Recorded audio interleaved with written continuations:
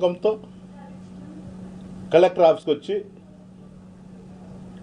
బారులు తీరుగా ఉండి జనము ఇవ్వడం జరుగుతుంది. అంటే కలెక్టర్ గారి మీద నమ్మకము, ఈ ప్రభుత్వం మీద నమ్మకము ఉంటేనే కదా స్పందనకు వచ్చి కలెక్టర్ గారికి ఇచ్చేది. ఇంకా ఒక ఎక్స్ఎమ్మెల్యే గారు అర్జీ ఇచ్చేనే దిక్కులేదు. సామాన్యుల అర్జీ పైన ఏముంటుందనేది నా ప్రశ్న. దయచేసి కలెక్టర్ గారు నా అర్జీలే కాదు, పబ్లిక్ కూడా ఒకసారి పరిశీలించి దీనిపైన ఎంక్వైరీ పూర్తి చేయాలనేది నా కోరిక. ఇది ఒక విధంగా ఉంటే ఈ మధ్యకాలంలో ధర్మారం మాజీ ఎమ్మెల్యే రాయలసీమ లిఫ్ట్ ఇరిగేషన్ గురించి మాట్లాడినాడు. రాయలసీమ ప్రాంతం అన్యాయం అయిపోతుంది, ప్రతి ఒక్కరు కూడా పౌరుషంతో ఉప్పు కారం తింటే ప్రతి ఒక్కరూ దీనిపైన స్పందించాలా అని చెప్పి చెప్పడం జరిగింది. ఎవరన్నా కానీ మొన్న ప్రభాకర్ రెడ్డి చెప్తాడు, పౌరుషం గురించి మాట్లాడినాడు. ఆయన ఈ లిఫ్ట్ ఇరిగేషన్ మీద ధర్మారం ఎమ్మెల్యే ఏదన్నా తప్పుగా మాట్లాడింటే నువ్వు నీ ప్రభుత్వం తరఫున మీ ముఖ్యమంత్రి తరఫున వకీలతో తీసుకొని మాట్లాడాలి. అంటే అది కాదయా, ఇది పరిస్థితి, నువ్వు మాట్లాడడం తప్పని ప్రతిసారి పౌరుషం పౌరుషం అని మాట్లాడుతున్నాడు. ఈ పౌరుషం ఏ దాని మీద ఉండాలా? నేనైతే అతని ఛాలెంజ్కి అయితే నేను స్వీకరిస్తాను. 30 సంవత్సరాల నుండి ఇప్పుడు కూడా వాళ్ళే ఎమ్మెల్యేలుగా ఉన్నారు, మున్సిపల్ చైర్మన్లుగా ఉన్నారు. వాళ్ళ అభివృద్ధి పైన ఏదన్నా ఉంటే కూడా నేను 5 ఏళ్ళు చేసిన దానిపైన కూడా ఎక్కడన్నా కానీ కూర్చొని చర్చకు నేను సిద్ధంగా ఉండాలి. దానిపైన నువ్వు సిద్ధంగా ఉండావా? చర్చించేదానికి, డెవలప్మెంట్ మాట్లాడేదానికి పౌరుషం అవసరం లేదు, చర్చ అవసరం. దీంట్లో ఆయన ప్రతిసారి మా కుటుంబాన్ని టార్గెట్ చేసో ఇంకోటో మాట్లాడడం జరుగుతుంది. నేనైతే అన్ని విధాలుగా నీకు నేను చెప్పడం ఒకటే జరుగుతుంది. నువ్వు రాజకీయంగా నువ్వు ఎదుర్కొంటావా, లేకపోతే అభివృద్ధి పైన ఎదుర్కొంటావా? ఏదో నువ్వేందో పోరాటం చేస్తాము, కొట్లాడదాము, అమాయకులందరినీ తాడిపత్రి కాన్స్టిట్యున్సీలో గలాటలు పెట్టి నీకున్నటువంటి పోలీస్ సిబ్బందితో కేసులు కట్టుకోకుండా అక్కడుండే పరిస్థితులను దినదినానికి రెచ్చగొట్టుతూ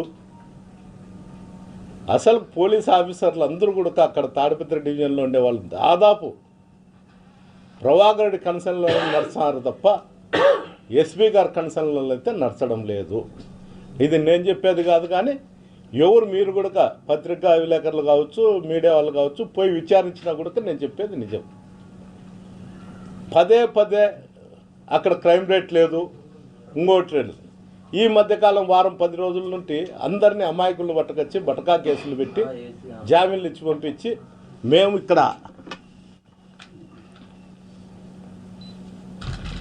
ఇక్కడ మటకాన్ని నిర్మిలి కూకుడు వేళ్లతో తుడిచేస్తున్నామని స్టేట్మెంట్లు ఇచ్చుకుంటూ అన్నీ ఉన్నాయి. బాగానే ఉంది. మీరు అసలైన వ్యక్తులను ఎప్పుడన్నా అరెస్ట్ చేసినారా? ఏదన్నా ఉంటే మీరు రైట్ ట్రయల్గా మీరు చెప్పండి, చెప్పండి. ఇంకోటి మీరేం చేస్తున్నారు, ఏంటికైనా సిద్ధము అని చెప్తున్నారు.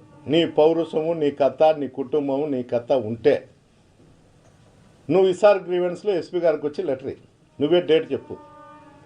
అయ్యా నేను ఎక్స్ఎమ్మెల్యే గారు కొట్లాడబోతున్నాము, ఫలానా సప్తగిరి సర్కిల్లోనో, లేకపోతే టవర్ క్లాక్ కన్నో, లేకపోతే కర్నూలు కొండాడి బుడ్చు కన్నో, కడపలో కోటిరెడ్డి సర్కిల్లోనో కొట్లాడతాము, మా మీద ఏం జరిగినా కూడా మా మీద ఎలాంటి కేసులు బుక్ చేయొద్దండి అని నువ్వు చేతనైతే నువ్వే డేట్ ఇచ్చి నువ్వే అన్నీ చెప్పి నువ్వే ఎప్పుడు పిలుస్తావు. నా కుటుంబం నీ కుటుంబం మాత్రమే చూస్తాం. ఎందుకు దినాం నువ్వు చెప్పేది ఏందో నువ్వు పెద్ద పాలిగాని అనుకోనో, లేకపోతే ఈ రాష్ట్రంలో నిన్ను పెద్ద హీరో చూడాలనుకోనో ఇవన్నీ మాట్లాడుతాడా? నీ చేతనైతే నేను ఈరోజు కూడా చెప్తాడా, రాజకీయాలనేవి ఓటమి గెలుపు అనేది సహజం. నువ్వు కక్ష సాధింపుకో, నువ్వు ఏదో చేస్తా, పౌరుషము పుట్టగోసి అని చెప్తాండావు. నీ పౌరుషం ఏదన్నా ఉంటే నేను ఇప్పుడు కూడా చెప్పిన, Kadapa, Kurnool, Anantapur, Saptagiri circle, tower clock, కొండాడిపురుస, కోటిరెడ్డి సర్కిల్ ఎప్పుడు ఏడగొట్లాడదాము, కొట్లాడదాం. నీ కుటుంబం, నీ కొడుకు, నీ నువ్వు మీ అన్న కొడుకు మీరు ముగ్గురు రాండి, మా కుటుంబం ఒకటే వస్తుంది. నేను దీంట్లో ఎలాంటి సందేహం లేదు, నువ్వు ఆలోచన చేయాల్సిన అవసరం లేదు. మళ్ళీ ఈ మధ్యకాలంలో ఏం చేస్తాను, నీ కొడుకులు హైదరాబాద్లో ఉన్నారు, తాడిపత్రి రావచ్చు కదా అని చెప్తాడు.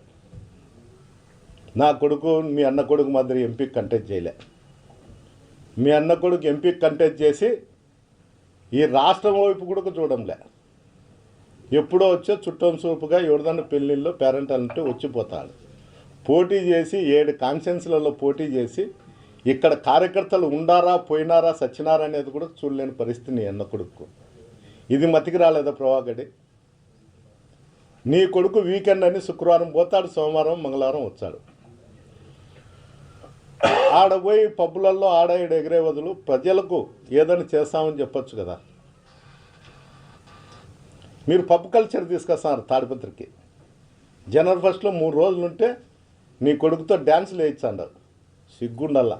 ఒక ఎమ్మెల్యే ఏ విధంగా ఉండాలనేది కూడా ఆలోచన లేకుండా నీ ఇష్టానుసారం నువ్వు ఏ విధంగా నడుచుకుంటాండవు నువ్వు ఒకసారి ఆలోచన చేసుకో.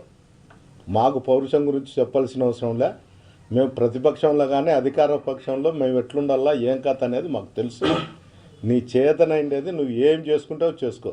ఎట్లా అడ్డం పెట్టుకొని పోలీసు అధికారులను అడ్డం పెట్టుకొని చేస్తాండవు, ఇంతకన్నా నీ చేత ఏం కాదు. ఇక్కడ జిల్లా అధికారులు కంట్రోల్లో తాడిపత్రికి ఉండేటువంటి అధికారులు లేరు కాబట్టే నీ ఆటలు సాగుతుంటాయి. ఒక అధికారి ఏ విధంగా ఉన్నాడనేది కూడా ఎస్పీ గారు కూడా ఆలోచన చేయడం లేదు. అందువల్ల నీ ఆటలు సాగుతుంటాయి. ఎప్పుడో ఒక రోజు ఎక్కడో ఒకసారి ఫుల్ స్టాప్ పడుతుంది. ఆ రోజు నీ పరిస్థితి ఏమిటో ఒకసారి అర్థమవుతుంది. నువ్వు మొన్న కూడా చెప్పినావు 3 సంవత్సరాల తర్వాత చూస్తాము అంటున్నారని. నేను 3 సంవత్సరాలు ఉండే ఓపిక కూడా లేదు నాకు. డే టు టైం నీ చేతనైతే నువ్వే ఇచ్చిన తర్వాత నేనే వస్తా. నువ్వు చెప్పినావు కదా 3 సంవత్సరాల తర్వాత చెప్తాండారని. నాకు 3 సంవత్సరాలు కాదు, నువ్వు రోజుల్లో చెప్తావా డేట్లు టైంలో చెప్తావు, ఎప్పుడు చెప్తావు చెప్పు. నేను వచ్చి నీతో ఏ విధంగా కావాలంటే ఆ విధంగా చూస్తా. అమాయకులను బలి చేయొద్దు. తాడిపత్రి కాన్ఫరెన్స్లో ఈ బంగాకు అలవాటు చేసి మటకాకు తాగుడుకు అలవాటు చేసి అమాయకు ప్రజల మీద దాడులు చేసేది మానుకో. నీ చేతనైతే నా మీద దాడి చేయి, నా కుటుంబం మీద దాడి చేయి. అప్పుడు నేను నీకు సమాధానం ఏ విధంగా చెప్పాలో అదే విధంగా నేను చెప్తా. పౌరుషాల గురించి మాట్లాడే యోగ్యత శక్తి నీకు లేదు. అందువల్ల నీకు చెప్పేది ఒకటే, నీకు ఆలోచన చేసుకో. ఆలోచన చేసుకొని రేపు సోమవారం పోయి ఎస్పీ గారికో కలెక్టర్కో గ్రీవెన్స్లు ఇచ్చి ఎక్కడనో టైము డేటు నువ్వే చెప్తే నేను దానికి సంసిద్ధంగా ఉన్నానని తెలియజేయడం జరుగుతుంది. ఇప్పుడు మీ పెద్ద కొడుకు కౌన్సిలర్గా ఉన్నారు, వాళ్ళు పొలిటికల్ చేస్తారు. మనకి మీ కొడుకు తాడిపత్రులు లేకుండా 27 సంవత్సరాల నుంచి దానికి చెప్తున్నా ఒకటే, నేనే తిరగనీకోకుండా పెడతాను. బయట ప్రజల్లోకి తిరుక్కోకుండా నాకే పోలీస్ అధికారులను అడ్డం పెట్టి చేయకోకుండా ఎవరన్నా ఇంటికి పోయి కాఫీ ఇచ్చే వాళ్ళ ఇంట్లో ఎక్కడన్నా ఉంటే మిమ్మల్ని కేసులో పెట్టి బెదిరిస్తారు. నా కొడుకు వచ్చి ఏం చేయాలో చెప్పుకున్నాను. నా కొడుకుని తిరగనిచ్చాడా అదన్నా చెప్పుకోను. పోలీసు వాళ్ళు అడ్డం పెట్టుకోకుండా నీ కొడుకుని తిరగనిచ్చాము, అన్నీ చేస్తాము, నిన్ను తప్ప నీ కొడుకుని తిరగనిస్తాము. ఎస్, నేను ఒప్పుకుంటా. ఏ పోలీసు అధికారి కానీ అడ్డపడితే దానికి నువ్వేం సమాధానం చెప్తాడో చెప్పండి. 5 ఏళ్ళు నీ ఇద్దరు కొడుకులు తాడిపత్రులు తిరిగిన వాళ్ళు. ఇలా 5 ఏళ్ళు నా ఇద్దరు కొడుకులు, నాకు ఒక కొడుకు ఉన్నాడు, ఎప్పుడన్నా వచ్చి పోతాంటాడు నా చిన్న కొడుకు. ఇప్పుడు కౌన్సిలర్లు అంతా ప్రెస్ మీట్ పెట్టి ప్రతిసారి మీ ఇద్దరు కొడుకులు తప్పించుకొని తిరుగుతారు, ఎందుకు రావట్లేదు అని అడుగుతారు. అయ్యో, వాళ్ళ గురించి నేను మాట్లాడే సంస్కృతి నాది కాదు. నాకన్నా చిన్నోళ్ళను ఇంకోటి వాళ్ళకంతా అతనికే తెలుసు వాళ్ళు ఎవరని. ఎన్ని కుక్కలు మురిగినా ఏం మురిగినా నేను పట్టించుకోను. దీని గురించి ఏదన్నా ఉంటే ఆ కుటుంబం ఏదన్నా మాట్లాడమని నేను మాట్లాడతా. వాళ్ళతో ఏదన్నా చేసుకుంటే అది ఆలోచన చేయాల్సిన అవసరం లేదా. వచ్చే వాటి టైం చెప్పువాను, నా కొడుకులు 18 దించుతా. వాటి టైం చెప్పువాను, ఏ గంటకు చెప్తాడో, ఏ రోజు చెప్తాడో, ఏ సెంటర్ చెప్తాడో చెప్పువాను. నా కొడుకులో అర్ధ గంటలో నేను 4 గంటలు హైదరాబాద్ నుండి అనంతపురకు దించకపోతే వాడు చెప్పవాను. అంటే కొన్ని అధికారంలో వచ్చినప్పుడు బయట పెట్టారు కదా మీ కొడుకులు. అధికారం కాదు, ఎలక్షన్ల ముందు నుండి, ఎలక్షన్ కౌంటింగ్ కన్నా ముందు నుంటే బయట ఉండాలి. ఈరోజు ఏం కాదు. కానీ నా కొడుకు చిన్న కొడుకు ఎప్పటి నుంటో బయటనే ఉండాలి. ఈరోజు ఏం కాదు. బయట ఉండారా లోపల ఉండారా అనేది అవసరం లే. వాడు పౌరుషం గురించి మాట్లాడినాడు. ఆ పౌరుషం నాకుంది, మా వంశానికి ఉంది. మేము ప్రతిపక్షంలోనే అధికారంలోనే కొట్లాడే శక్తి మాకు దేవుడు ఇచ్చినాడు. రాజకీయాలు చేసే శక్తి మాకు దేవుడు ఇచ్చినాడు. పోరాటం మా స్ఫూర్తి. అందువల్ల వాంతో ఎప్పుడైనా ఎనీ టైం ఎప్పుడైనా చెప్పవను. 4 గంటల్లో ఎక్కడున్నా కూడా నేను దించుతా, వాడు యా సెంటర్కి వచ్చాడు చెప్పు. అధికారం ఉంటేనే బయటకు వస్తాం. మీ కొడుకు ఇక్కడ రారు. అవుయా నేను చెప్తాను కదా, అధికారం లేదు, నేను వస్తాము, మా కుటుంబం వస్తామని చెప్తాను. నేను తెలుగే చెప్పేది, ఇంగ్లీష్ ఏం కాదు. మీ కొడుకు రావాలి కదా లోకల్ గా. మా కొడుకుతో చెప్పిలా ఇది, నా కొడుకుతో చెప్తా. పోలీసులు అడ్డం పెట్టుకొని రాజకీయం చేస్తున్నారు అక్కడ. ఇప్పుడు మీరు మిమ్మల్ని సంవత్సరం నుంచి అడ్డుకుంటున్నారు, మీ కొడుకులు వచ్చి కూడా అడ్డుకుంటారండి అనుమానంతోనే కదా నేను వద్దులే ఏంటి అనవసరంగా అనేది చెప్తాను. అంటే రాకుండానే మీరు అనుకుంటారు ఎట్లా పడుతున్నారు మీరు? రావచ్చు కదా. అవును నేను తాడిపత్రిలోనే ఉన్నాయా. మీ కొడుకు రావచ్చు. అవు తాడిపత్రికి వస్తాము, ప్రోగ్రామ్ చేస్తే పోలీసులు వచ్చి అడ్డుకుంటారు. అంతెందుకు మాజీ ఎమ్మెల్యేని నన్ను అడ్డుకుంటారు, కౌన్సిలర్ని అడ్డుకుంటేది గొప్ప సంగతి ఏం కాదు.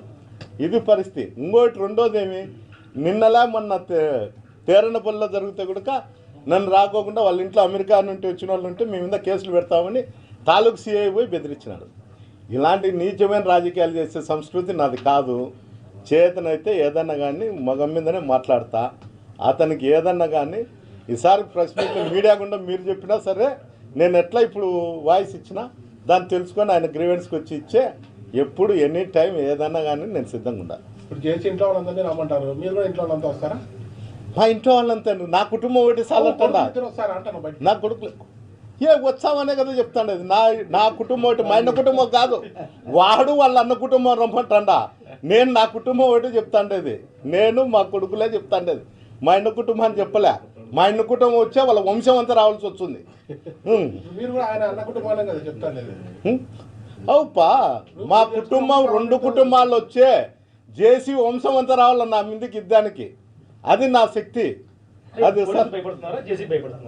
నేను కొడుకు జేసీగా నా ఇంటికితో సమానం. వాడు ఏంది అని చెప్పేది, వాని గురించి నాకు చెప్తారు. ఆడింకల్ నా కొడుకు ఎవరినొన్న అడ్డం పెట్టుకొని మాట్లాడే శక్తి నాకు వీళ్ళు ఇంతవరకు. ఏదన్నా ఉంటే నేనే మాట్లాడతా, నేనే ఫైట్ చేస్తా.